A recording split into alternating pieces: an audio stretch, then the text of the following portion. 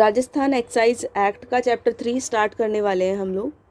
और सबसे पहले हम टेबल देख लेते हैं। इसकी जो टेबल है जो कंटेंट्स की, उसमें चैप्टर 3 है, उसमें बता रखा है कि वो इंपोर्ट, एक्सपोर्ट और ट्रांसपोर्ट ऑफ द एक्साइजेबल आर्टिकल्स के रिगार्डिंग है। और इसमें टोटल 5 सेक्शंस हैं। 5 सेक्शंस हैं 11 से लेके 15 तक। तो ये नंबर भी इजी है, याद हो जाएगा 11 से लेके 15 तक। तो सबसे पहले हम 11 स्टार्ट करते हैं। 11 क्या कहता है? Import of the excisable article. No excisable article shall be imported unless the state government has given permission. मतलब import कैसे किया जाएगा? जब आपको परमिशन दी जाएगी बाय द स्टेट गवर्नमेंट। वो जो परमिशन हो सकती है वो जनरल भी हो सकती है, स्पेशल भी हो सकती है फॉर इट्स इम्पोर्ट। जो कंडीशन होगी, such conditions if any as the state government impose have to be satisfied. अगर स्टेट गवर्नमेंट ने कुछ कंडीशंस लगाई है तो वो कंडीशंस जो है आपको सेटिस्फाई करनी पड़ेगी। Next, the duty if any impose under section 28 has been paid और a bond has been executed for the payment thereof. जब आप इंपोर्ट कर रहे हो किसी भी चीज़ को, तो सेक्शन 28 जो हम आगे पढ़ेंगे उसके अंदर कुछ ड्यूटी, कुछ पेमेंट और कुछ बॉन्ड भरने के लिए बोला हुआ है, तो वो हमारा किया हुआ होना चाहिए। नेक्स्ट सेक्शन जो है वो एक्सपोर्ट के रिगार्डिंग है। ये इंपोर्ट और एक्सपोर्ट जो है वो राजस्थान की टेरिटरी जो है उसके अंदर, और export outside the territory of Rajasthan हो रहा है। किसी भी एक्साइजेबल आर्टिकल को जब तक हम एक्सपोर्ट और ट्रांसपोर्ट नहीं कर सकते, जब तक कि वो जो ड्यूटी के बारे में हम पढ़ रहे हैं, the duty if any impose under 28, जब तक कि वो पे नहीं करी गई हो या कोई बॉन्ड है तो वो एग्जीक्यूट नहीं करा गया हो, तब तक हम नहीं कर सकते एक्सपोर्ट। कोई कंडीशन अगर स्टेट गवर्नमेंट ने लगाई है तो वो सेटिस्फाई करनी पड़ेगी। Next, power of the state government to prohibit import, export and transport of the excisable article. State government by notification in the official gazette क्या कर सकती है? प्रोहिबिट कर सकती है import, export of the excisable article as well as transport. ये 3 चीज़ों को, जो कि हमने लास्ट सेक्शन में पढ़ ली अभी। और इस चैप्टर का नाम भी वही है, इंपोर्ट, एक्सपोर्ट और ट्रांसपोर्ट, तो इसको प्रोहिबिट कर सकती है। Next section, pass is necessary for import, export and transport. No excisable article exceeding such quantity as the state government may prescribe by notification in the official gazette either generally for all the territories of the state of Rajasthan to which this code extend, or for any local area comprised therein, shall be imported, exported or transported except under the pass issued under the provision of next following section। तो इसमें ये लिखा है कि section 15 जो है उसके अंदर एक पास इशू किया जाता है।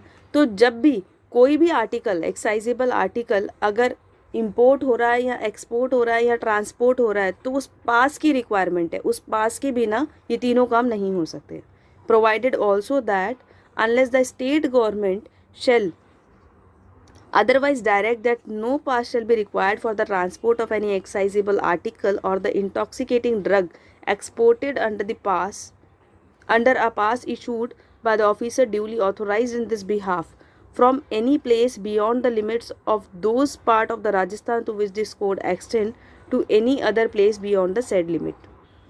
तो स्टेट गवर्नमेंट जब भी हमें बताएगी कि उस पास की रिक्वायरमेंट कहाँ कहाँ है और कहाँ कहाँ नहीं है, कुछ जो भी टेरिटरी ऑफ राजस्थान है वहाँ पर if pass is not required तो वो चल जाएगा। अदरवाइज अगर एक स्पेसिफिक कोई क्वांटिटी है जो कि स्टेट गवर्नमेंट ने सेक्शन 5 के अंदर क्वांटिटी बता रखी है, उससे ज़्यादा अगर आप इंपोर्ट, एक्सपोर्ट या ट्रांसपोर्ट कर रहे हो तो पास की रिक्वायरमेंट होती है। अब 15 हम देखेंगे कि पास का ग्रांट कैसे किया जाता है। तो passes for the import, export or the transport of the excisable article may be granted by the excise commissioner or the excise officer duly empowered in this behalf subject to such restriction। ये जो पास है commissioner और excise officer के द्वारा दिया जाएगा, लेकिन वही रेस्ट्रिक्शन तो स्टेट गवर्नमेंट ने इम्पोज किए गए हैं टाइम टू टाइम, उनको ध्यान में रखते हुए। नेक्स्ट, सच पास मे इधर बी जनरल और फॉर डेफिनेट पीरियड और and the kind of article or the drug or special specified occasion or particular consignment only। कि ये जो पास दिया जा रहा है ये जनरल पास भी हो सकता है, किसी डेफिनेट पीरियड के लिए भी हो सकता है, और कुछ काइंड ऑफ आर्टिकल्स को लाने ले जाने के लिए भी हो सकता है, जैसे कि अपन ने बताया ड्रग और स्पेशल फॉर स्पेसिफाइड ओकेज़न, इनके लिए भी हो सकता है। फॉर पर्टिकुलर कंसाइनमेंट्स, कुछ पर्टिकुलर पर्पज़ के लिए भी हो सकता है। तो ये 15 के अंदर 2 पॉइंट्स थे कि एक्साइज कमिश्नर और एक्साइज ऑफिसर पास इशू करेंगे और ये पास जो है वो ऐसा ऐसा हो सकता है। नेक्स्ट हमारा चैप्टर आएगा 4, लेकिन उससे पहले हम 3 को रिवाइज कर लेते हैं। देखो, जैसे मैंने आपको बताया कि जो चैप्टर 3 है उसके अंदर सिर्फ 5 सेक्शंस हैं और 11 से लेके 15 तक। तो जो 11th है उसके अंदर तो अपने हमारा बता दिया इम्पोर्ट, 12 है उसके अंदर एक्सपोर्ट। इम्पोर्ट और एक्सपोर्ट कैसे किया जाएगा, जो स्टेट गवर्नमेंट से परमिशन लेके होगा, और 28 के अंदर कुछ पेमेंट या फिर कुछ बॉन्ड है वो अगर दे रखा है तो उसको पूरी तरीके से बॉन्ड भर के और पेमेंट करके ही होगा। तो इम्पोर्ट और एक्सपोर्ट हो गया 11-12। अब नेक्स्ट क्या है, जो 11 और 12 के अंदर इम्पोर्ट और एक्सपोर्ट है या ट्रांसपोर्ट है, उस पर स्टेट गवर्नमेंट क्या कर सकती है, प्रोहिबिशन लगा सकती है। इट मे प्रोहिबिट, क्या, इम्पोर्ट, एक्सपोर्ट और ट्रांसपोर्ट तीनों पे प्रोहिबिशन लगा सकती है। तो दोनों आ गया हमें, 11 के अंदर इम्पोर्ट, 12 में एक्सपोर्ट और 13 में इन दोनों पे ही क्या लगाना, prohibition bye the state government. इसके बाद में 14 में क्या बोला कि जो 15 में हमने पास बता रखे हैं, जो कि जो भी अथॉरिटीज़ इशू करती है उस पास को रखना ज़रूरी होगा इंपोर्ट एक्सपोर्ट के टाइम पे, और स्टेट गवर्नमेंट बता सकती है कि कहाँ कहाँ वो रिक्वायरमेंट नहीं है। और जो पास होंगे वो दोनों देंगे ऑफिसर, जो हमने 15 के अंदर पढ़ा, और ये किस किस तरीके के होंगे वो भी हमने पढ़ लिया कि जनरल भी दिए जा सकते हैं, डेफिनेट पीरियड के लिए भी दिए जा सकते हैं, कुछ काइंड ऑफ आर्टिकल्स के लिए भी दिए जा सकते हैं, और ड्रग और स्पेशल ओकेजन्स के लिए भी दिए जा सकते हैं। तो चैप्टर 3 कंप्लीट हो गया, 5 ही सेक्शन थे और ईजी थे। अब चैप्टर 4 स्टार्ट करते हैं। चैप्टर 4 के अंदर मैन्युफैक्चर, पोजीशन एंड सेल के रिगार्डिंग हम पढ़ेंगे। चैप्टर 4 इसके अंदर 16 से लेके 27 तक सेक्शंस हैं, टोटल 12 सेक्शंस हो गए। स्टार्ट करते हैं सेक्शन 16 से। सबसे पहले मैं आपको ये बता देती हूँ कि मैन्युफैक्चर जो है वो सेक्शन 16 में दे रखा है, और पोजीशन और सेल जो है वो दे रखा है 19-20 के अंदर। 20 के अंदर सेल गिवन है और 19 के अंदर पोजीशन गिवन। पढ़ते हैं अब। Manufacture of the excisable article prohibited except under the provisions of this act. इस एक्ट में जहाँ भी जैसे जैसे परमिशन लेकर के मैन्युफैक्चरिंग बता रखी है, एक्साइजेबल आर्टिकल्स की मैन्युफैक्चरिंग सिर्फ उन्हीं तरीके से अलाउ की गई है, अदरवाइज इट इज़ प्रोहिबिटेड। अब क्या क्या प्रोहिबिटेड है, मैन्युफैक्चरिंग नहीं होगी, कल्टीवेट नहीं किया जाएगा। कैनेबिस साटिवा के बारे में मैंने आपको बताया था, इससे सारे जो नशे के प्रोडक्ट्स होते हैं ना हमारे, ये सारे इसी प्लांट से बनते हैं। No portion of the hemp plant from which intoxicating drug can be manufacture can be collected. देखो, कल्टीवेट भी नहीं किया जाएगा, कलेक्ट भी नहीं किया जाएगा, लिकर को बॉटल भी नहीं किया जाएगा सेल के लिए, तारी को प्रोड्यूस नहीं किया जाएगा। शैल बी टैप्ड, नो तारी producing tree shall be tapped, मतलब टैप्ड का मतलब होता है उसका रस नहीं निकाला जाएगा।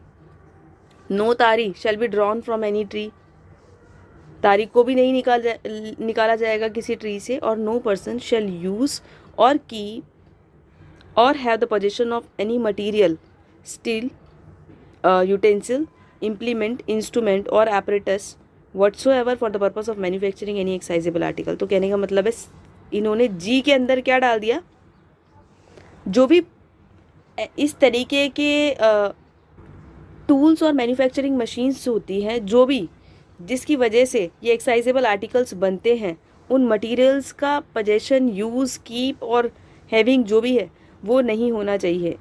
तो ये भी इसके अंदर मैन्युफैक्चरिंग में ही डाल दिया गया है। तो क्या क्या नहीं होगा, सबसे पहले तो मैन्युफैक्चर नहीं होगा। सेकेंडली, कैनाबिस साटिवा को कल्टीवेट नहीं करेंगे, उसको कलेक्ट भी नहीं करेंगे।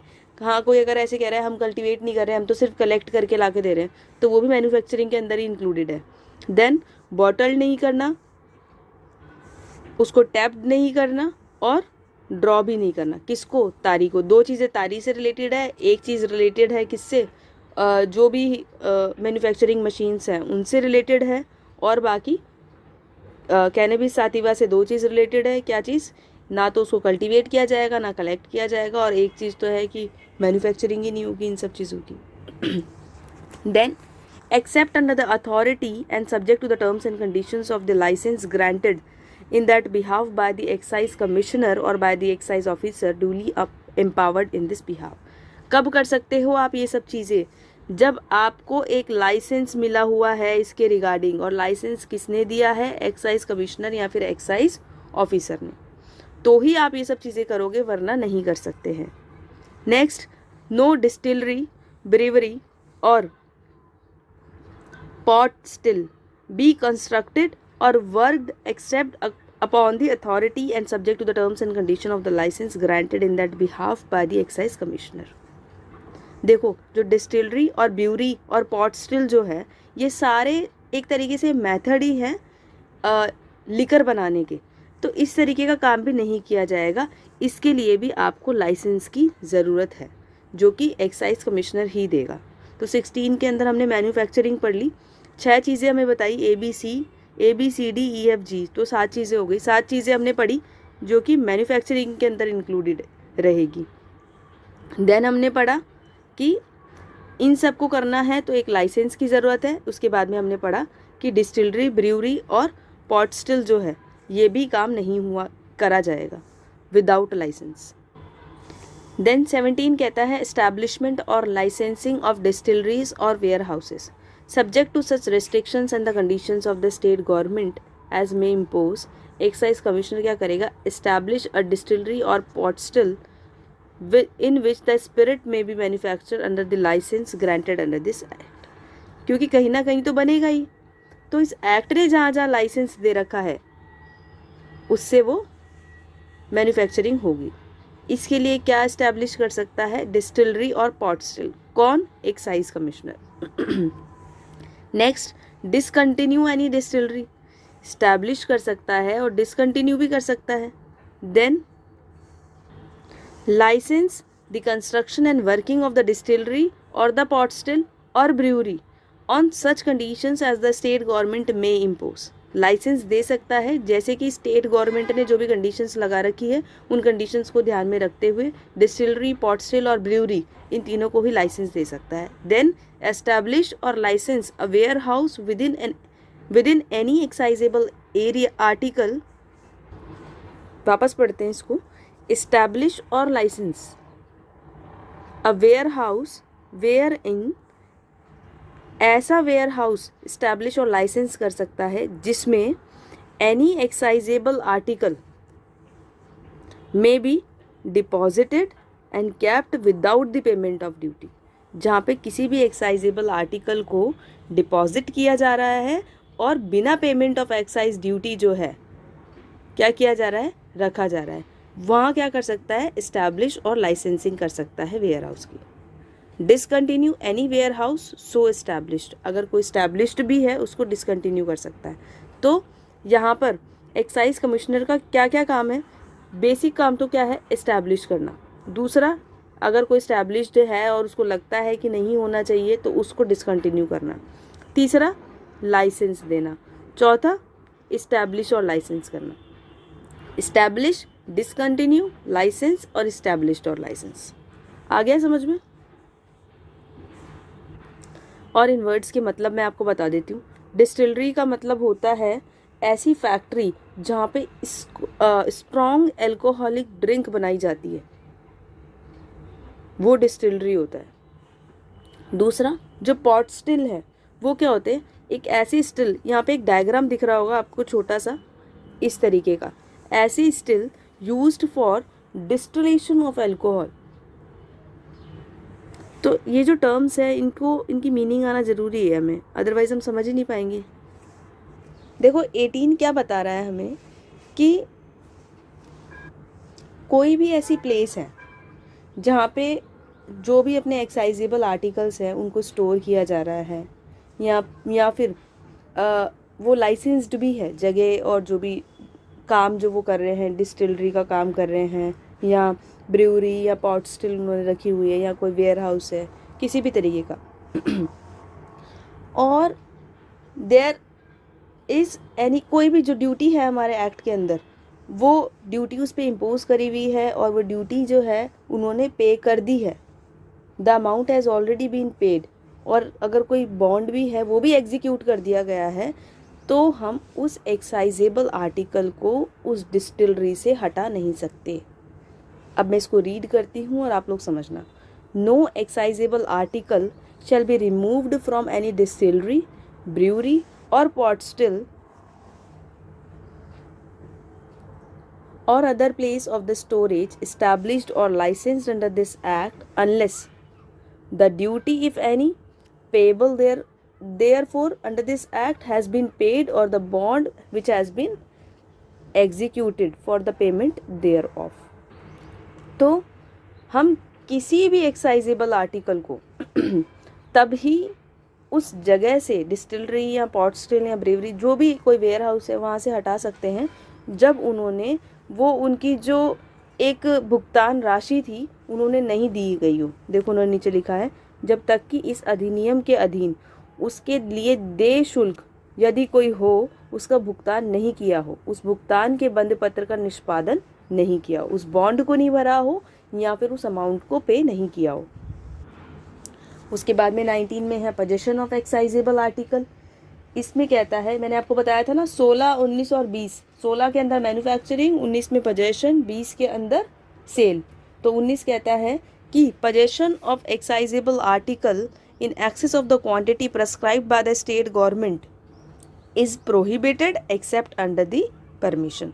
तो कोई भी पर्सन, कोई भी not being licensed to manufacture, cultivate, collect any excisable article shall have in his possession, वो अपने पोजेशन में ऐसा कोई भी आर्टिकल नहीं रख सकता या फिर उसको मैन्युफैक्चर नहीं कर सकता या उसको कल्टीवेट, कलेक्ट नहीं कर सकता इन एक्सेस ऑफ द अमाउंट जो कि स्टेट गवर्नमेंट ने बताई गई है। और बताई कहाँ पर है? सेक्शन 5 में, declare to be the limit of the sale by retail except under the permit granted by the excise commissioner और the excise officer duly empowered in that behalf.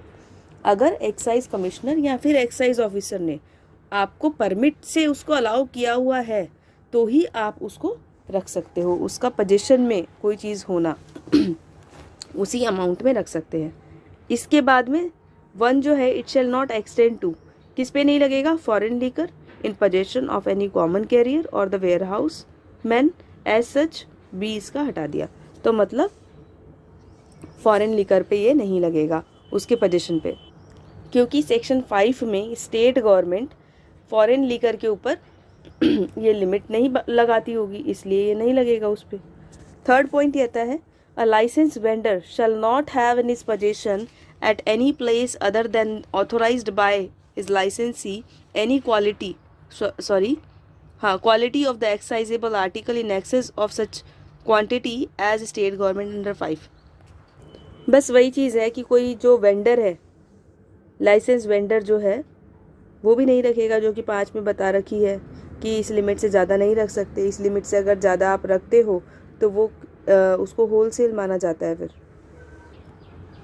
और फोर्थ कहता है, notwithstanding anything contain in the foregoing subsections the state government may by notification in the official gazette prohibit or restrict the possession by any person or the class of person or subject to such exceptions as may be specified in the notification by all the persons in those part of the state of Rajasthan to which this act extend or any specified area or the area thereof of any excisable article either absolutely or subject to the condition। तो कहने का मतलब ये है कि state government by notification in the official gazette क्या कर सकती है? प्रोहिबिट कर सकती है और रेस्ट्रिक्ट कर सकती है पोजेशन ऑफ दोज एक्साइजेबल आर्टिकल्स किसी भी एरिया के अंदर, जो भी एब्सोल्युटली भी कर सकती है और कुछ कंडीशंस लगा के भी कर सकती है। तो ये 19 हमारा कंप्लीट हुआ।